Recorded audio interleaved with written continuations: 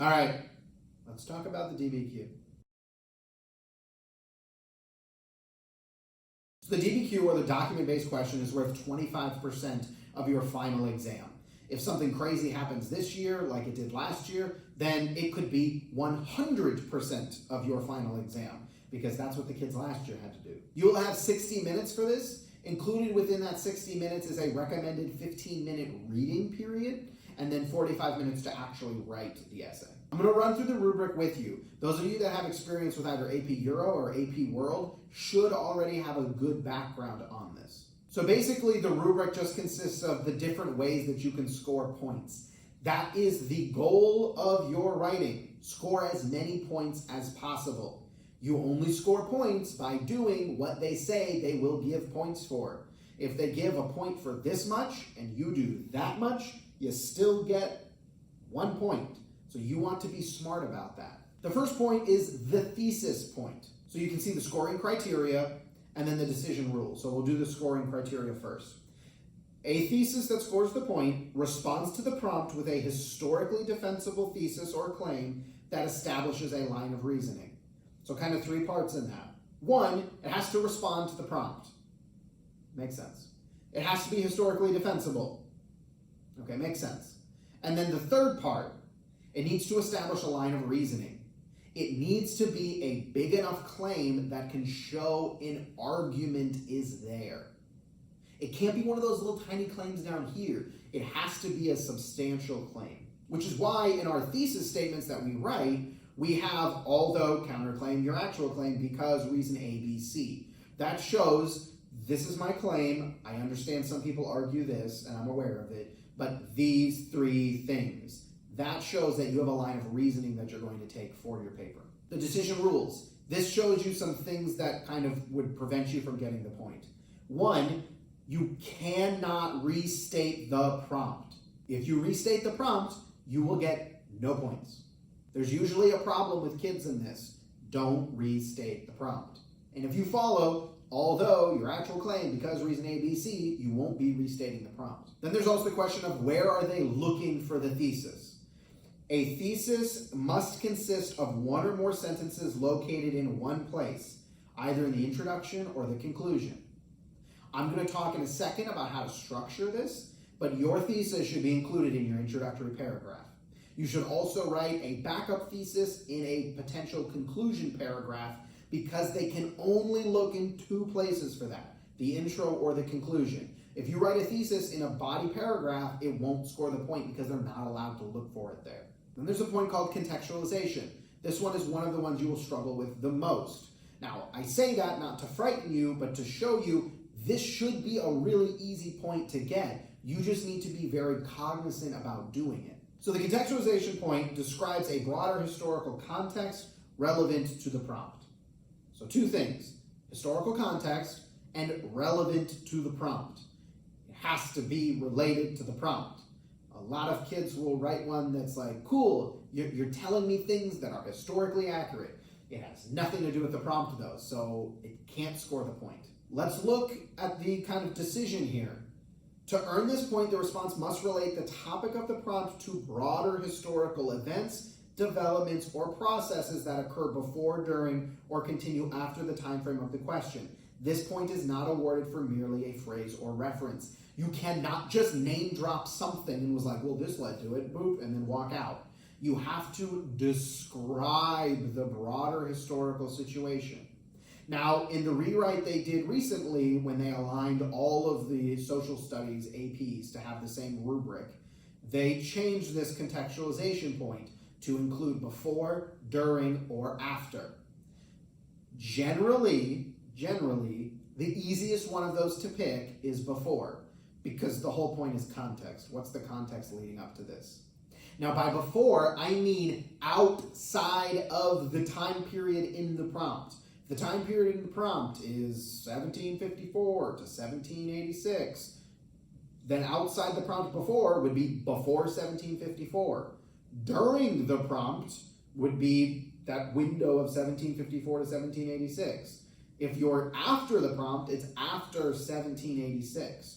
Remember, when you're writing in your paper, you cannot write outside of the time period. This is the one place you can write outside the time period. And it has to relate to the prompt. If the prompt is talking about politics and you talk about society, it doesn't relate to the prompt. If the prompt is about slavery and you write about, I don't know, women, like, unless you're weaving that into slavery directly, it's not addressing the prompt. For evidence, you can score up to 3 points. So the first is evidence from the documents. They're going to give you 7 documents and they want you to use those documents. It's a document-based question, after all. If you use the content analysis of at least 3 documents and you use them to address the topic of the prompt, that's 1 point.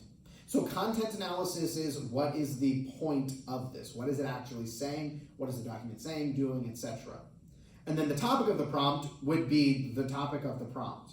The distinction here between 1 point and 2 points is on 2 issues. One, the 2 points get you at least, if you use at least 6 documents, but then also it needs to support an argument. What you guys like to do, and I'm including all AP students in general here, is you're really good at connecting the document to the topic, but you're not really good at making an argument out of it. So you need to build a thesis that has an argument that allows you to slot those documents in to support your argument. What they want you to do is act like they didn't force you to use these documents. They want it to feel in your paper like you would have chosen these documents. And look, that's a lie, okay? They're making you use it.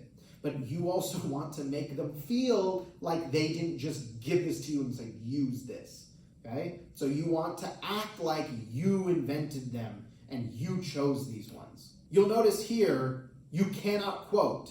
Please, I beg of you, do not quote the document. They know the document. They've read the document. I know the document. I'll have read the document. Don't quote the document at me.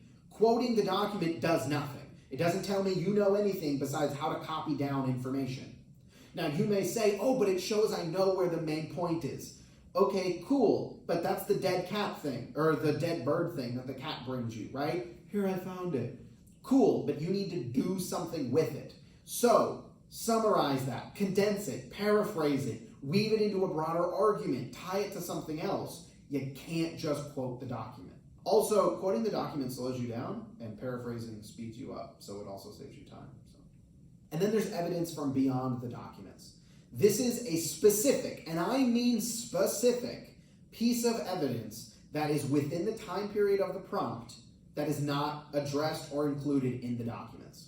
So if you were like, Bacon's Rebellion shows a shift from indentured service to slavery, that is a specific piece of evidence. If you just said, slavery changes over time, which is what you guys are doing in your, some of your short answer and what you're doing in your reading quizzes, that's not enough. You need to specifically name something. I'll frequently call this tangible. I should be able to touch it. Bacon's Rebellion. Boop. That's a specific thing. Slavery changing over time is intangible. I can't touch that. It's a trend. Also, this evidence needs to be something different than what you did in your contextualization. I will strongly encourage you to just about all the time use before for your contextualization. If you use during as your contextualization, you're eating up a lot of what you could use as evidence, and they don't let you double dip. If you use it in contextualization, it doesn't count for your outside evidence. And finally, the most missed points. This is analysis and reasoning.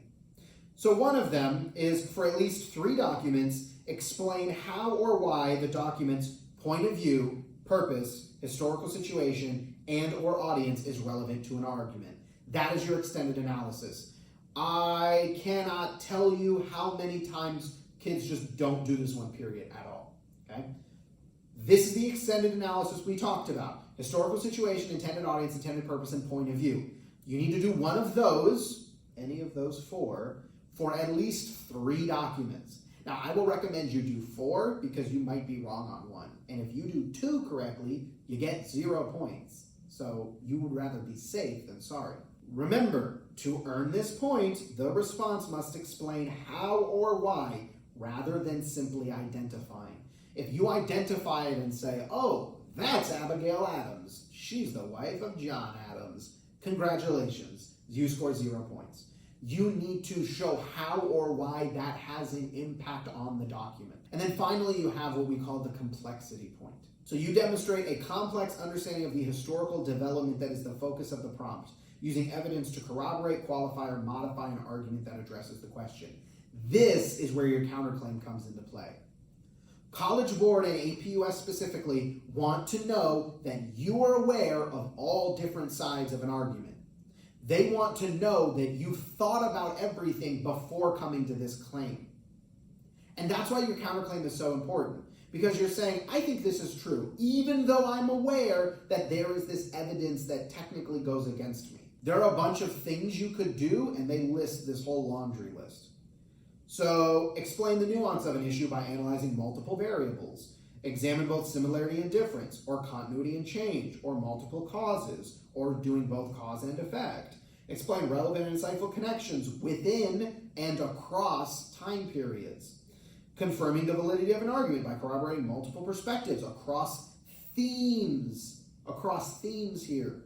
And qualifying or modifying an argument by considering diverse and alternative views or evidence. Lots of options, but what you need to do is show that you're aware that this whole thing is way more complex.